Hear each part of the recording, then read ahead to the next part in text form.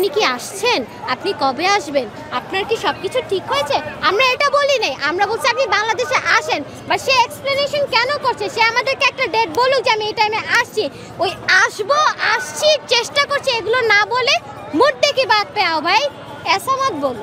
আগেরকার বিজয় দিবসে মনে হয়েছে যে আমরা লাইনের মধ্যে দাঁড়াইছিলাম, কারণ সকাল সকাল আমরা প্রায় সময় দেখতাম যে ছাত্রলীগ আসছে, সে আমাদের যে প্রধানমন্ত্রী আগে ছিলেন তিনি আসতো, বিএনপি আসতো, জামাত পার্টি। আমি কোনো দলকে ছোট করতেছি না, বাট আমি যে ফ্যাক্টটা হইতো সেটা আমি বলতেছি। আপনারা সাংবাদিক আমার থেকে ভালো জানেন ভাইয়ারা, তাই না?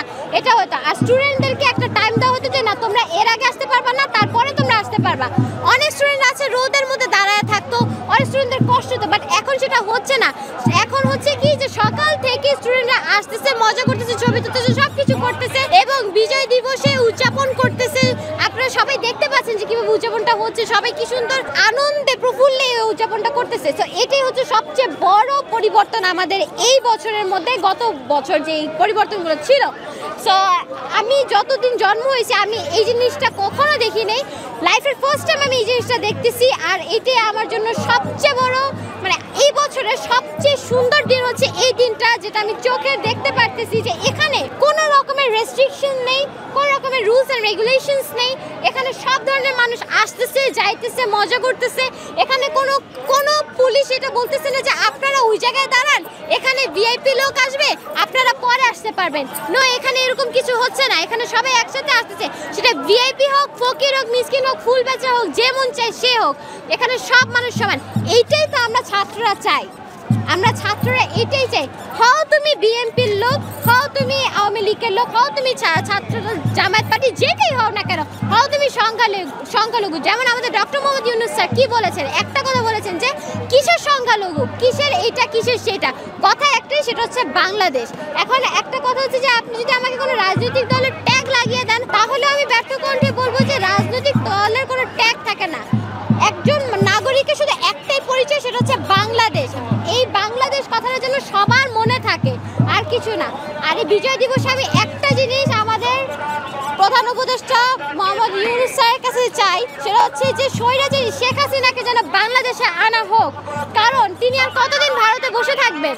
আমি এটা ওখানেও বলেছি, সেখানেও বলছি, এখানেও বলবো, ইভেন আমি লাইভ ক্যামেরাতেও বলতে পারবো যে শেখ হাসিনাকে বাংলাদেশে আনা হোক। সে কতদিন ভারতে বসে থাকবে? সে ভারতে বসে নিজের দেশের নামে কিভাবে কূটনীতিক কথা বলতে পারেন, আমি সেটা বুঝতে পারি না। যে সে কোন সেন্সে কথা বলেন বা কিভাবে তার জন্ম হয়েছে আমি সেটা জানি না, কিন্তু আমি শুধু এতটুকু বলবো যে তাকে যেন বাংলাদেশে আনা হোক, তার কর্মের ফল যেন সে পাক, তারপরে সে মরুক, জাহান্নামে যাক, আবার ভারতে গিয়ে বসে থাকুক, বা যেখানে ইচ্ছে সেখানে যাক, উই লিটারালি ডোন্ট কেয়ার। সে বাংলাদেশে আসতে চাচ্ছে, চেষ্টা করলে কোনো কিছুই অসম্ভব না। এখন আমি যদি মুখে মুখে বলি যে আমি ভারত যেতে চাচ্ছি বা আমি শেখ হাসিনাকে আনার ট্রাই করব, আমার পক্ষে কি পসিবল হবে যতক্ষণ পর্যন্ত আমার নিয়ত ঠিক না হবে? নিয়ত মানেই বরকত। আমি এখন বাঁচার জন্য বলতেই পারি যে আমি বাংলাদেশে আসতে চাচ্ছি, আমি বাংলাদেশে আসবো, আমি বাংলাদেশে আসতে চাচ্ছি। ভারতের এমন কোনো ঠেকা পড়ে নেই তাকে ধরে রাখার। সে যদি বাংলাদেশে আসতে চায়, সে তার যদি বাংলাদেশে আসার আসলেই নিয়ত থাকে, তাহলে সে আসুক, সমস্যা নাই তো। কিন্তু তার কাছে তো আমরা এক্সপ্লেনেশন চাই নেই, আমরা একবারও বলি নেই আপনি কি আসছেন, আপনি কবে আসবেন, আপনার কি সব কিছু ঠিক হয়েছে? আমরা এটা বলি নেই, আমরা বলছি আপনি বাংলাদেশে আসেন। বা সে এক্সপ্লেনেশন কেন করছে, সে আমাদেরকে একটা ডেট বলুক যে আমি এই টাইমে আসছি। ওই আসবো, আসছি, চেষ্টা করছি, এগুলো না বলে মুর্দে কি বাদ পে আও ভাই, এসা মত বলো।